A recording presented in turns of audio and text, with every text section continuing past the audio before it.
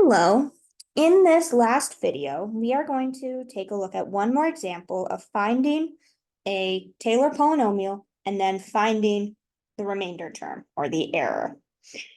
So we want to find the second order Taylor polynomial for the function the square root of x centered at a equals 1.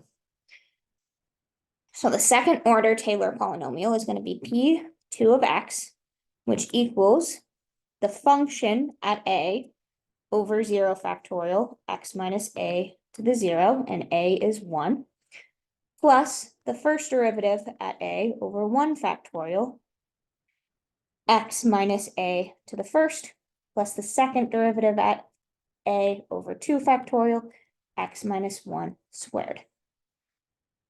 We need to fill in those derivatives. So we have n, we have our function, and its derivatives, and we will have plugging in 1. So our function is x to the 1/2, which when I plug in 1, I get 1. The square root of 1 is 1. The first derivative is 1/2 x to the negative 1/2, and when you plug in 1 to that, you still get 1/2 times 1. And then the second derivative is negative 1/4 x to the negative 3/2. When we plug in 1 to this, we get negative 1/4. So our function is 1 over 0 factorial, which is 1, times x minus 1 to the 0, which is still 1, plus 1/2 over 1 factorial, x minus 1 to the first, minus 1/4 x minus 1 squared over 2 factorial.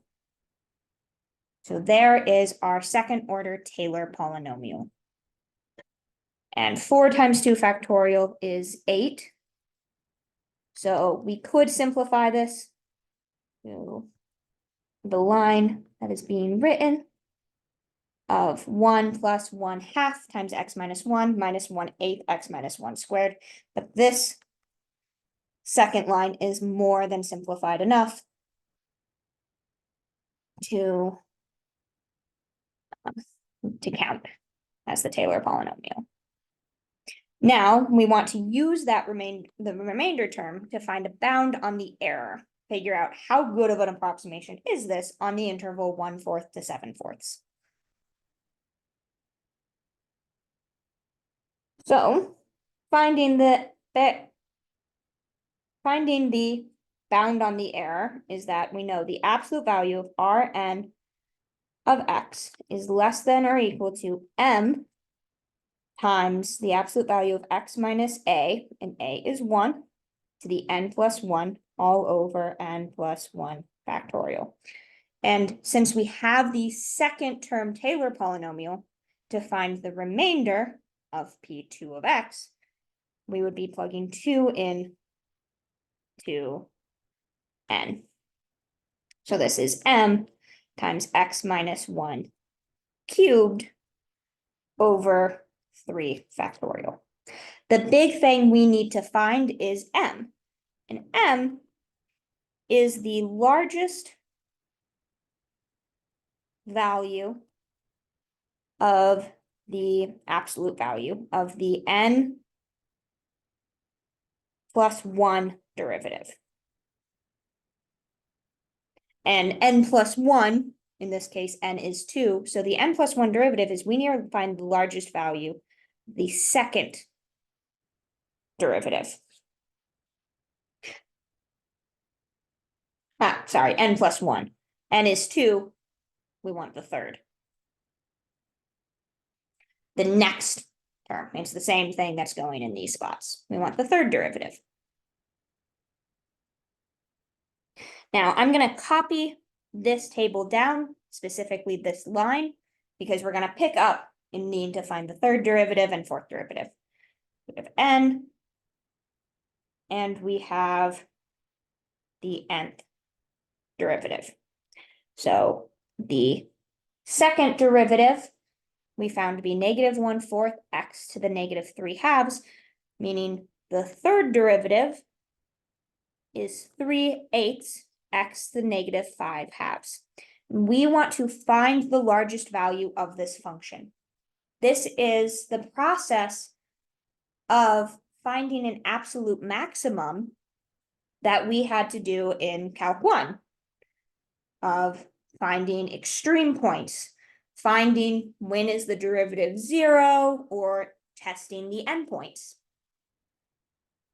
And so since we're trying to find the maximum for this function on 1/4 to 7/4, to find the maximum of 3/8 x to the negative 5/2, we actually want to look at the fourth derivative to be able to tell when is that function 0, is it increasing, is it decreasing? We need the next derivative. So the next derivative is negative 15/16 x to the negative 7/2, which is never 0 on 1/4 to 7/4. And it's also never undefined on 1/4 to 7/4. However, it is, despite it not being equal to 0, it is less than 0 on 1/4 to 7/4, because the square root of 1/4 to 7/4 is going to be positive, and we're taking a negative number times that positive number, which is negative. So the derivative is always less than 0, and that tells us this function is decreasing on 1/4 to 7/4. Without looking at the derivative, we also know, for the same reasoning of a positive number times a positive number, this is also positive on 1/4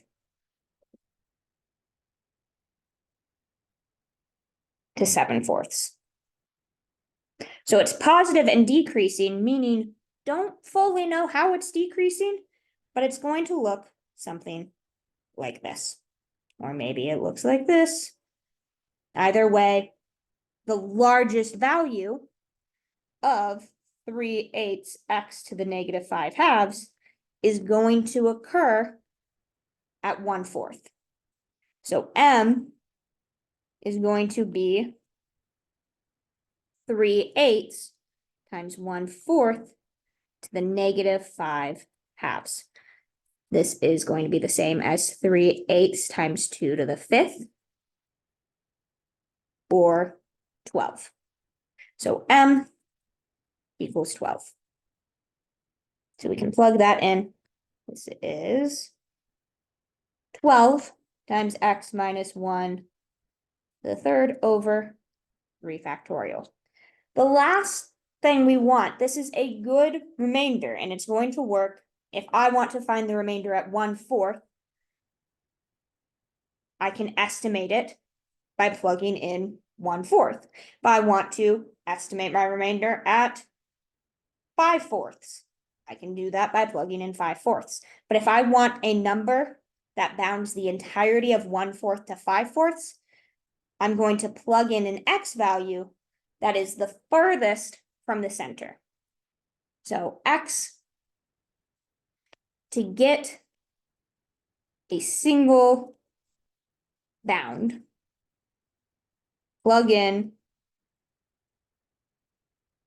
a point furthest from the center. What is a point furthest from the center? Either 1/4 or 7/4. I'm going to plug in 7/4 just because then I can kind of ignore the absolute value. But if I plug in 1/4, it's the same thing. 1/4 and 7/4 are the same distance from 1. So this is less than or equal to 12 times 7/4 minus 1 cubed over 3 factorial. And doing a little bit of simplification, 12 divided by 3 factorial is 2. And 7/4 minus 1 is 3/4 cubed.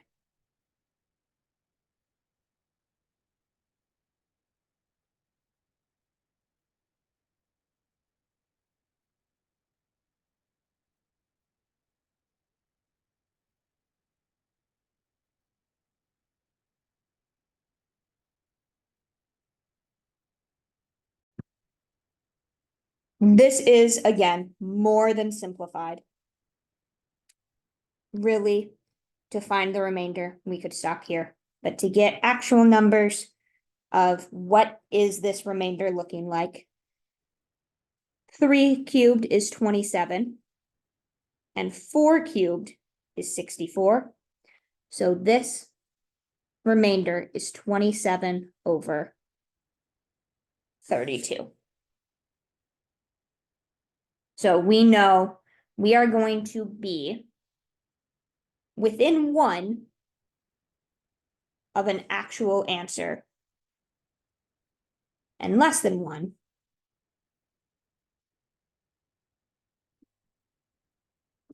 of an accurate